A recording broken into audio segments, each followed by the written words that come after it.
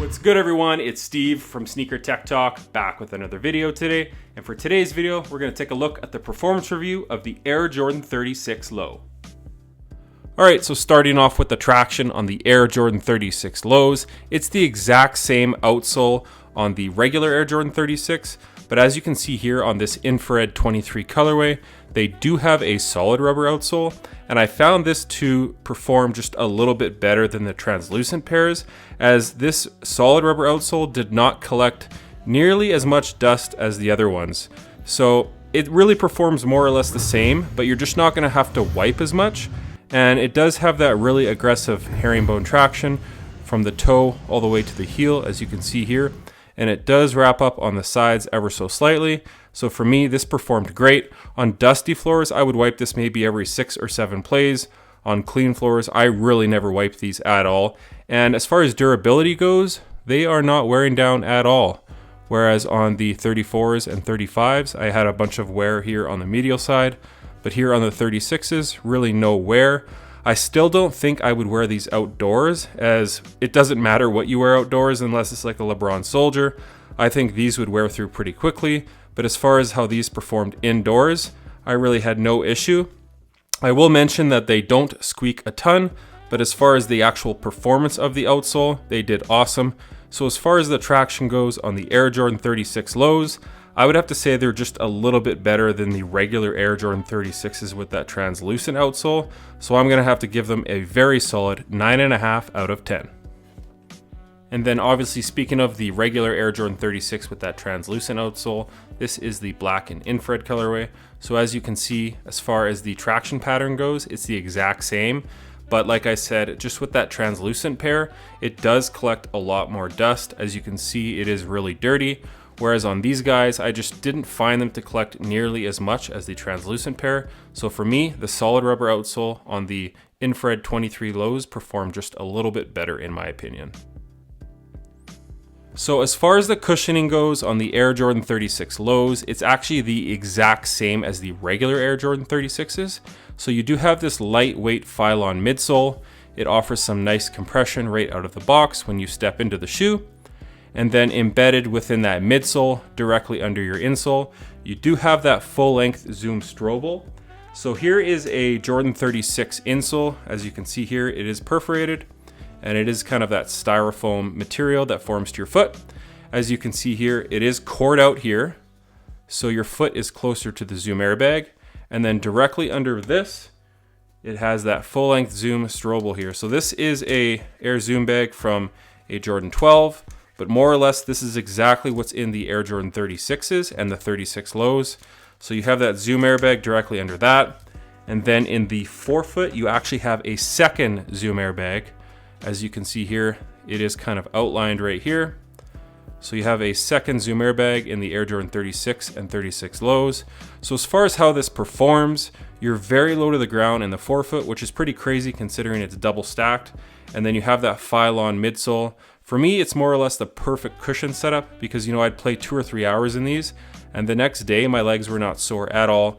My knees weren't in any pain. So that's a telltale sign that the cushion is doing its job. And this is more or less my favorite cushioning system of all time. I don't even need the double stacked in the forefoot. That's just kind of a cherry on top. But as far as Zoom strobel goes, it's one of my favorite because you don't sacrifice court feel while still being very responsive and having that impact protection. So as far as the cushioning goes on the Air Jordan 36 Lows, I would have to give it a very solid 9.5 out of 10. So as far as the heel to toe transition in the Air Jordan 36 Lows, it's the exact same as the regular Air Jordan 36s.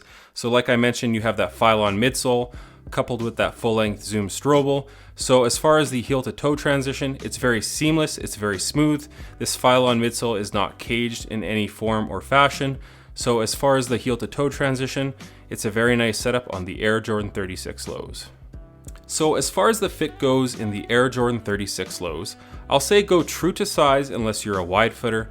If you're a wide footer, just go up half a size, as the 36s and the 36 Lows can be a little bit narrow. My toe in the size 10.5 was right here near the end of the shoe, and this shoe is very much a 1-to-1 fit. It's very much a minimal upper. It's basically see-through, as you can see here. You can see my fingers right through the shoe. So it's a very much a minimal upper. So as far as the fit goes, I went with my regular size 10.5 in the lows, and I actually found these to fit a little bit better than the regular 36s. They were not quite as narrow, and for me, I think it's actually that suede or nubuck material on the mudguard. I find it to be just a little bit more flexible than that leno weave material, and I actually find this knit of the leno weave on the lows to not be quite as restricting on the regular 36s. And they did kind of bypass that fused toe rand on the 36 lows, whereas on the 36s, they do have that fused rand, which is very rigid. It is kind of a nice material. It's almost like a nubuck material on that rand, but I just found this shoe to be so narrow that I actually had to pack a couple pairs of socks within that forefoot to help the shoe stretch out, and it definitely helped out on the 36s. But with the 36 lows, I really did not have that issue with the pain in the forefoot. So like I said, go true to size unless you're a wide footer. But as far as the fit goes on the Air Jordan 36 lows, I'm gonna have to give them a very solid 9 out of 10. Just a little bit better than the regular 36s, at least in my opinion. So as far as the materials go on the Air Jordan 36 lows, starting at the bottom of the shoe, you do kind of have this faux suede or nubuck right here. And then there is a fused rand connecting that material to the leno weave.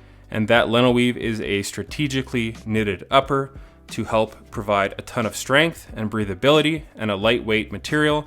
And they really achieved a great look on the lows. I actually like this material setup a little bit better than the regular Air Jordan 36s.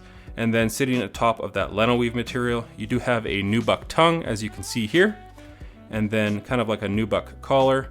And then this pull tab on the heel is actually a little bit more of a furry suede. So as far as the materials go on the Air Jordan 36 lows, I think they absolutely knocked them out of the park. I'm gonna have to give them a solid 10 out of 10.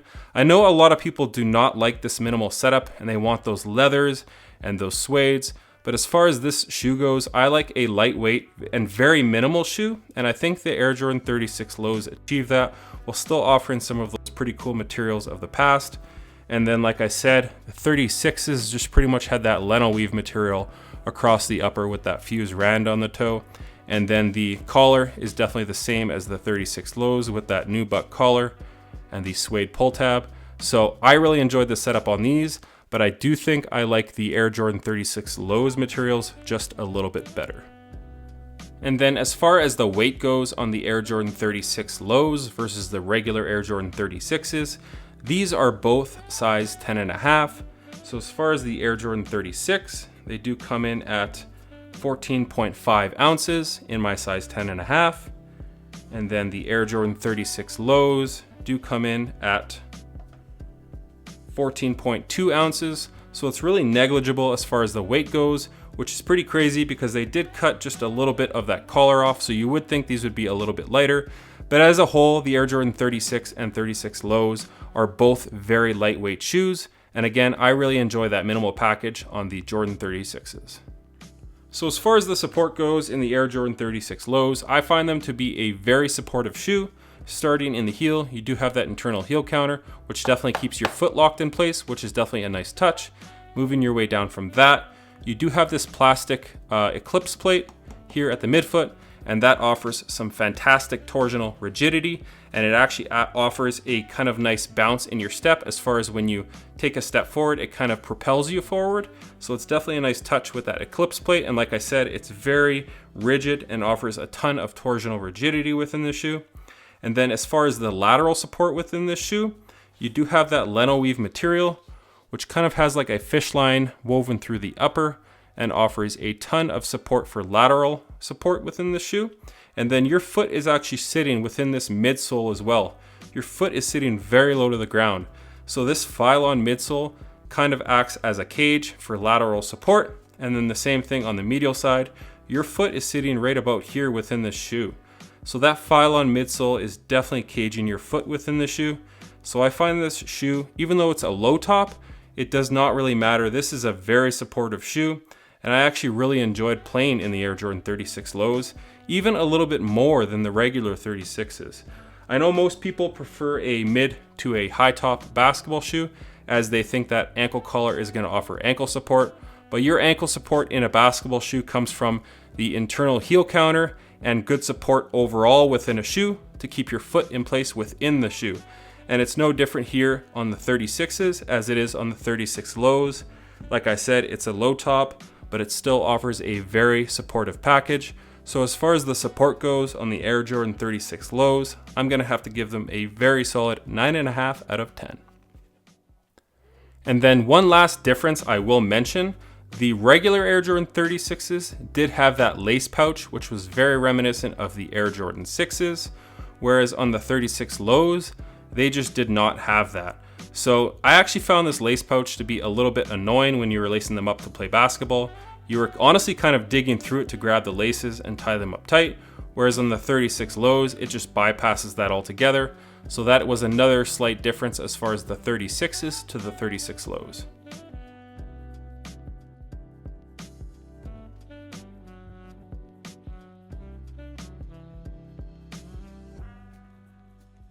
So that's going to do it for today's performance review on the Air Jordan 36 lows.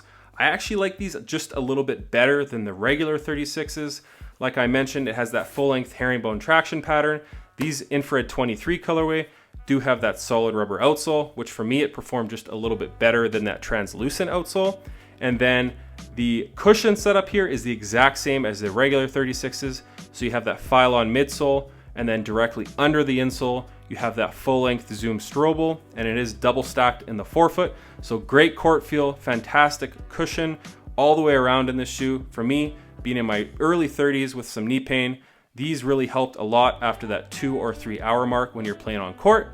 And then that material, that lino weave material, offers very much a one-to-one fit, very breathable, very lightweight. So for me, I really enjoyed playing in the low tops just a little bit more than the regular 36s.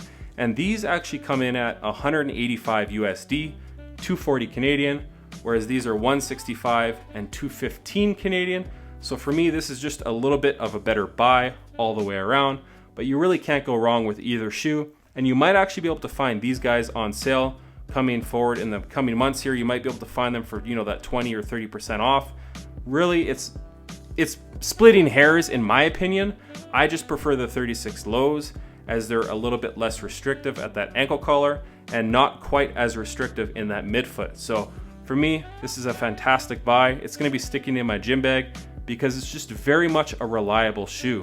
But like I said, that's gonna do it for today's video. As always, if you guys could like, comment, and subscribe, that helps the channel a ton. Stick around for the on-court footage at the end of the video, and until next time, peace.